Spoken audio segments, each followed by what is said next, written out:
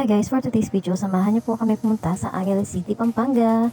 So napasyal nga kami dito kasi magpapabraid yung sister-in-law ko. So pagdating nga namin dito sa Angeles, nag-stop muna kami kasi dito kami susunduin ng kapatid ko. So eto nga guys, nakarating na kami sa bahay niya. Eto yung mga babies niya, si Baby LJ, tsaka si Baby AZ. Sige na, kain na tayo. Ang ganda mo naman. Hi. Ayan, Hi. Hi, Z. Ay, ayan. So syempre guys, dahil ginabi na kami, kakain na muna kami. Dito nga din pala kami matutulog guys kasi for sure naman di ko matatapos yung braid niya ngayon kaya baka bukas ko na siya mababraid.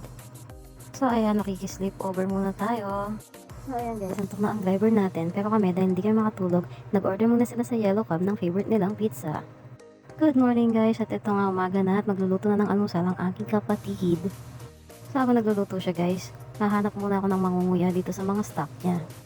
At nakita ko nga tong favorite ko, ang cream o crinkle. So ayan, gising na rin ang mga babies. So ito guys, mag-breakfast muna kami bago ko siya i-braid. Medyo matagal-tagal kasi yon. Ilang oras bago matapos yun.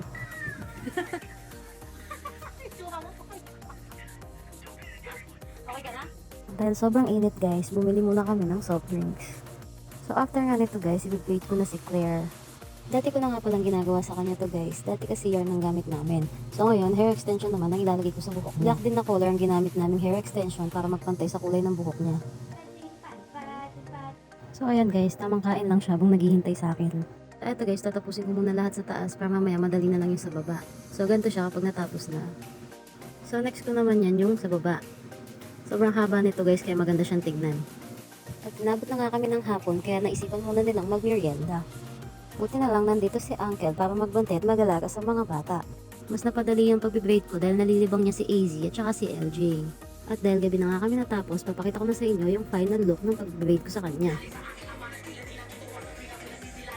At dahil mahaba-haba ang biyahe namin yan, kumain muna kami bago kami umalis.